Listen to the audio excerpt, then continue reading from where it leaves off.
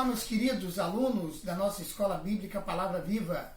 Hoje nós estamos de volta com o nosso treinamento para libertadores. É o nosso curso de treinamento para libertadores. Nós estamos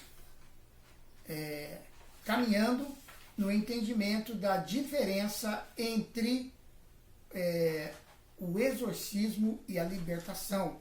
Tá? Exorcismo é uma coisa, libertação é outra, muito diferente. Tá? Nós já tratamos com você aqui sobre alguns pontos importantes acerca dessa diferença. E para que nós possamos estar entendendo essa realidade, essa diferença entre o exorcismo e a libertação, nós falamos na nossa aula passada sobre a autoridade dos apóstolos sobre os espíritos malignos. Na verdade, nós começamos a falar, ok? Vamos dar continuidade hoje. Nós tratamos com alguns textos do livro de Atos, especialmente no capítulo 5 e capítulo 8, para vermos algumas experiências, né, alguns exemplos de como que os apóstolos tratavam com a questão da demonização, manifestação demoníaca e expulsão de demônios. Né? Falamos um pouco sobre o segredo da igreja primitiva. Nós vimos que ele sabia amarrar o homem forte através da oração, conforme o relato de Atos 12, versículos de 1 a 12, quando Tiago é morto, né, por Herodes, e aí então a igreja ora incessantemente por Pedro, que estava na prisão, e a gente vê ali como que o espírito maligno que prendia Pedro, né, não somente na prisão, mas estava preparando a morte de Pedro, ele é vencido através da oração incessante da igreja. Eles também sabiam como expulsar os espíritos malignos em nome de Jesus, e aí nós temos o testemunho de Paulo em Atos capítulo 16, dos versículos 16 a 18, quando ele enfrenta o espírito maligno que estava dominando a mente de uma jovem adivinhadora. Né? Bom, agora nós vamos, continuando aqui, ver que eles também sabiam libertar as pessoas do poder e tormento dos espíritos malignos. Então aqui nós temos Atos capítulo 8, versículo 7, Mateus 26 e Atos 26, 15 a 18. Eu quero que você depois, com calma, pegue esses versículos, essas passagens e dê uma lida nelas. Não vamos ler aqui agora, vamos comentá-las. Né? Nós vamos observar que na igreja primitiva havia uma relação muito íntima entre a libertação de demônios e a cura física. Eles associavam de maneira muito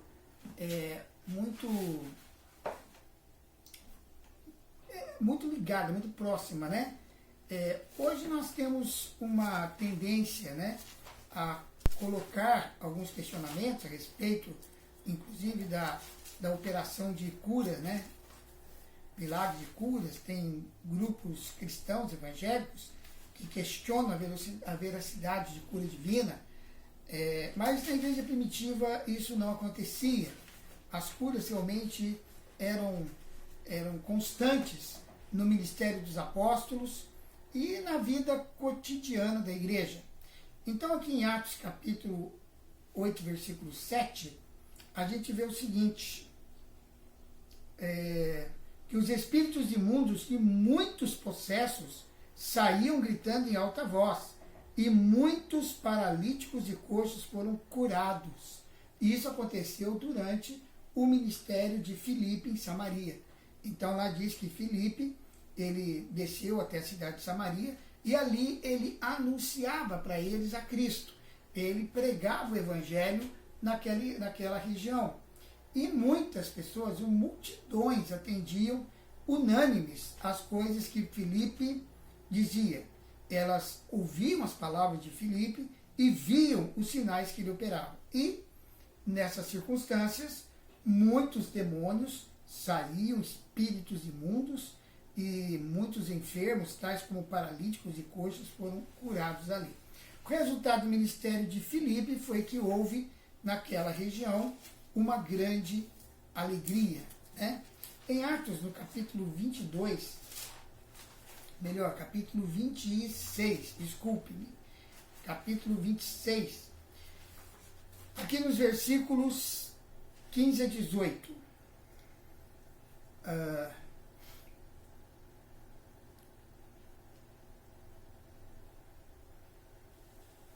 Aqui Paulo tem a experiência dele, né? Ele está contando a experiência dele lá na estrada de Damasco. Ele está aqui relatando a sua história, né? Diante das autoridades e conta lá para o rei Agripa como que foi a sua experiência, né? E ele está dizendo aqui que quando Jesus apareceu para ele na estrada de Damasco, Jesus disse: levanta-te, firma-te sobre os teus pés, porque por isso te apareci, para te constituir ministro de testemunho, tanto das coisas em que me viste, como daquelas pelas quais aparecerei ainda, livrando-o do povo e dos gentios para os quais eu te envio, para lhes abrires os olhos. Agora presta atenção aqui no que Jesus vai dizer para Paulo, a missão de Paulo, para o que Deus ungiu Paulo, para abrires os olhos e os converteres das trevas para a luz e da potestade de Satanás para Deus, a fim de que recebam eles remissão de pecados e herança entre os que são santificados pela fé em mim. Tremendo isso aqui, queridos. Na verdade, eu vejo que Jesus, não somente delineando, né, explicando qual seria a missão de Paulo, mas de certa forma explicando qual é a nossa missão. Eu creio que a semelhança do apóstolo Paulo, nós também fomos enviados para pregar o evangelho de tal forma que nós, através da nossa pregação, vamos abrir os olhos das pessoas incrédulas, das pessoas não cristãs, para convertê-las das trevas para a luz e tirá-las da potestade de Satanás para Deus, para que elas possam receber a remissão de pecados e a herança dos que são santificados pela fé no Senhor Jesus. Então, meus amados, o que acontece? Eu não vou entrar aqui numa questão que envolve esse texto, que é de como fazer a guerra espiritual para que efetivamente isso aconteça. Paulo está falando que antes das pessoas receberem a remissão de pecados, é preciso fazer uma guerra espiritual para tirá-las do poder de Satanás, para que os olhos delas sejam abertos e aí então elas possam ouvir e crer. Então isso demanda uma guerra espiritual, uma batalha de intercessão, e isso eu vou explicar para você melhor num outro momento, quando estivermos falando sobre guerra espiritual. Mas o que nós queremos observar aqui nesse texto é exatamente essa relação íntima entre a libertação de demônios e a cura física. Eles não somente expulsavam o demônio das pessoas, mas também ministravam a cura física e cuidavam das pessoas através do discipulado nos pequenos grupos, para levá-las a uma cura emocional e prepará-las para o ministério. Então, aqui você vai ver a importância do discipulado no processo de libertação. Toda pessoa que aceita Jesus e entra no processo de libertação, ela precisa de um acompanhamento. Agora, esse acompanhamento, ele vai ser dado por alguém que talvez nem seja o evangelista ou o libertador que trabalhou com ela, mas é fundamental para que aconteça também o processo de cura interior, de cura emocional, para que os demônios não venham e encontrem espaço para agir novamente na vida daquela pessoa. Então,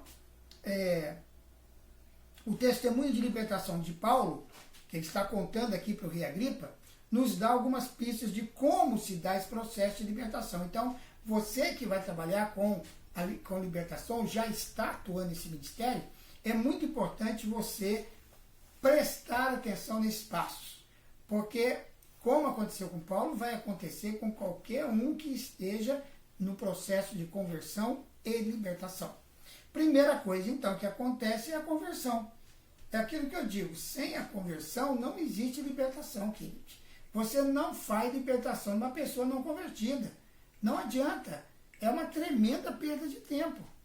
Porque a pessoa não tem um espírito regenerado, não tem uma nova natureza e, evidentemente, as amarras do inimigo continuarão ali oprimindo aquela pessoa e dando lugar para a ação de demônios na vida dela.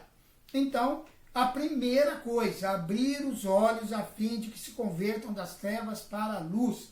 O que toda pessoa precisa, sem exceção, é que seus olhos sejam abertos para que ela possa, então, experimentar essa conversão. Sem conversão não há libertação. Anote isso e preste muita atenção. Sem libertação, sem conversão não há libertação. O primeiro passo a ser dado com a pessoa na libertação é levá-la a uma conversão genuína. Para isso, nós, no Ministério Vida em Cristo e na Igreja das Nações também, usamos o material Cidadão do Reino Você É.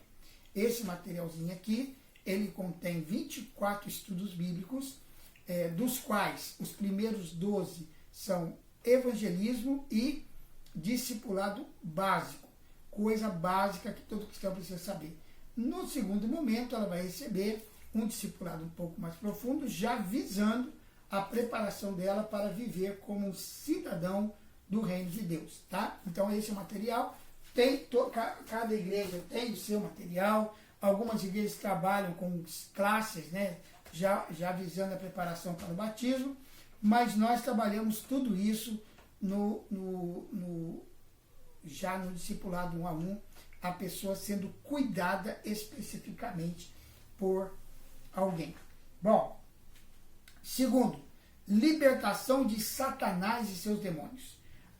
Aqui Paulo diz, do poder de Satanás a Deus. O segundo passo é levar a pessoa à libertação da influência dos demônios. Vamos ajudar a sair da escravidão de Satanás para a libertação que Deus oferece em Cristo. Aí então, nós já podemos usar aí um questionário, né, no nosso livrinho aqui, esse manual, né, Entendendo o Ministério de Libertação. Aqui no final, nós temos o apêndice 2. Aqui no apêndice 2 tem a ficha de aconselhamento para a cura e libertação. Aqui, né, você que já adquiriu livros, já deve ter visto aí, o que você vai fazer com isso aqui? Você vai tirar um xerox dessas páginas. Você vai usar uma vez só, né? E isso aqui vai ser uma ferramenta para que você possa, então, fazer um levantamento das questões da vida da pessoa que realmente precisam ser tratadas no processo de libertação. Então, vamos ajudar as pessoas a sair da escravidão de Satanás para a libertação que Deus oferece em Cristo. Terceiro, cura emocional e espiritual, para que recebam a remissão dos pecados. Através do perdão de pecados, o discípulo vai receber a cura de suas emoções que foram feridas pela prática do pecado. Ele vai se fortalecer espiritualmente para enfrentar os contra-ataques que virão. Então você vai trabalhar com a pessoa agora para que ela possa então começar a se fortalecer espiritualmente. Porque o objetivo da libertação não é criar uma dependência da pessoa do libertador. Quer dizer, toda hora ficar chamando lá libertador para libertar. Não é isso. Nós temos que levar as pessoas a chegar num certo momento em que elas se autolibertam. Porque nós sempre vamos enfrentar ataques de inimigo. Sempre. Eu tenho quase 32 anos de convertido, 31 de ministério. Eu comecei meu ministério muito novo, eu era recém-convertido. Sofri muitos ataques de Satanás, passei por vários processos de libertação, mas hoje eu não preciso mais. Não significa que eu não sou tentado e que eventualmente até não caia na prática de algum pecado, mas eu estou fortalecido espiritualmente, eu sei como tratar com essas questões e continuo vivendo a minha vida em Cristo tranquilamente, na certeza de que tudo está caminhando de acordo com a vontade de Deus. Em quarto lugar, o crescimento espiritual. A herança entre aqueles que são santificados pela fé em mim. Isso vai acontecer na continuação do discipulado. Uma vez liberto e curado, o discípulo vai aprender como desfrutar da sua herança entre aqueles que, como ele, estão sendo santificados pela fé no Senhor Jesus Cristo.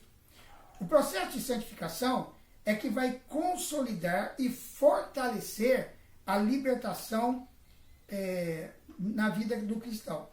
Quando esse processo é interrompido, os demônios voltam para tentar aprisionar a vida do cristão. Eles vão voltar. Isso é certeza que vão. Jesus deixou claro isso quando ele contou a história daquela situação que o demônio pensa que o corpo em que ele está é a casa dele. Aí quando ele sai, ele vai procurar descanso, mas não encontra. Aí quando ele volta, se ele encontrar a casa limpa, adornada, mas vazia, ele vai entrar e vai trazer os convidados dele, que serão 7 espíritos piores do que ele. Jesus deixa claro que o segundo estado da pessoa vai ser pior do que o primeiro. Então, a santificação deve ser algo que tenha continuidade diária, constante e intensa em nossas vidas até a volta de Jesus, ok? Então, uma vez que tudo estiver em ordem, começa então para valer o processo de santificação. Então, é assim que nós vemos que a igreja primitiva, ela sabia como tratar com a libertação, né? Sabia como tratar com os espíritos malignos. Bom, agora, amados, nós vamos dar início no nosso treinamento num aspecto mais prático. Nós vamos começar a entender algumas coisas no aspecto prático do Ministério de Libertação, tá? Então nós vamos começar a ver a igreja assumindo a libertação como prática ministerial. E vamos falar sobre como os demônios entram nas pessoas, tá? Aí nós vamos ter algumas aulas, vamos falar sobre algumas coisas interessantes e talvez até vai ser uma novidade, vai impressionar algumas pessoas, mas temos que tratar porque estamos dando um treinamento, ok? Então, não perca a próxima aula, ela vai ser muito legal, muito empolgante e eu conto com você lá. Quero deixar para você rapidamente 2 dicas de leitura, já falamos sobre esse livro, Anjo Caído, do Hernani Santos, tá? Da AD Santos, a importância da libertação. Um excelente livro, aonde o Hernani Santos, o Hernani, ele é mestre em teologia pela Faculdade Teológica Cristocêntrica de São Paulo, também é doutor e apologista pela ICT e fez uma pós pela Global University USA, é pastor-presidente da Graça Church e presidente da missão VEM, Visão de Evangelismo Mundial, idealizador, reitor, professor de teologia no Instituto Sabedoria e Graça. É um homem muito bem preparado e ele fala sobre a trajetória e queda de Satanás, focando a importância da libertação. Tá? Excelente livro, você pode adquirir conosco ou nas boas livrarias evangélicas, aí, se na sua cidade tiver uma. Aqui em Londrina temos boas livrarias evangélicas, mas se você quiser, você pode entrar em contato conosco pelo número de WhatsApp que vai aparecer na tela e poderá adquirir esse livro pelo valor de R$30, ok? E também temos aqui o livro Anjos e Demônios, a surpreendente realidade de um mundo invisível, de Benny Hinn, também um livro muito bom. Ele vai falar nesse livro sobre 7 fatos específicos que você precisa saber sobre os seres angelicais, a forma e função dos serafins e querubins, o mundo dos seres viventes, a missão dos anjos hoje, a evidência bíblica de que os anjos eram pais dos gigantes do Antigo Testamento, um assunto muito controvertido, hein? Os 7 métodos tortuosos usados pelos demônios para ter entrada na vida de uma pessoa, os 12 espíritos demoníacos do homem forte mencionados na Bíblia e como vencê-los, e o papel dos anjos e demônios no fim dos tempos, tá? Excelente livro, muito legal, um livro que vale a pena ser lido. Benny Hinn é um autor muito conhecido, pastor americano, e uma indicação que eu faço para vocês que são alunos do nosso curso, o nosso treinamento de libertadores aqui na Escola de Ministérios, no nosso canal, ok? Agora, por favor, feche seus olhos onde você está, quero fazer uma oração por você, encerrando a nossa aula de hoje. Pai, eu abençoo todos os nossos alunos que estão ligados agora, peço que nesse momento, Pai, o teu poder, a tua unção poderosa, desça sobre cada um que está assistindo esse vídeo, capacitando-os através da unção e do poder do Espírito Santo, com manifestação de dons para exercer o ministério de libertação. Eu os abençoo e declaro, pelo poder do nome de Jesus, que receberão a unção para expulsar demônios, para levar pessoas à libertação e exercer um forte discipulado naqueles a quem o Senhor vincular a cada um deles. Eu os abençoo agora com esta unção, no poder e na autoridade do nome de Jesus. Amém. Amém. Um grande abraço para todos vocês. Obrigado por estarem comigo até agora. Se você gostou do vídeo, não deixe de curtir. Se você gostou da aula, quer fazer parte da nossa família da Escola Bíblica Palavra Viva, inscreva-se no canal.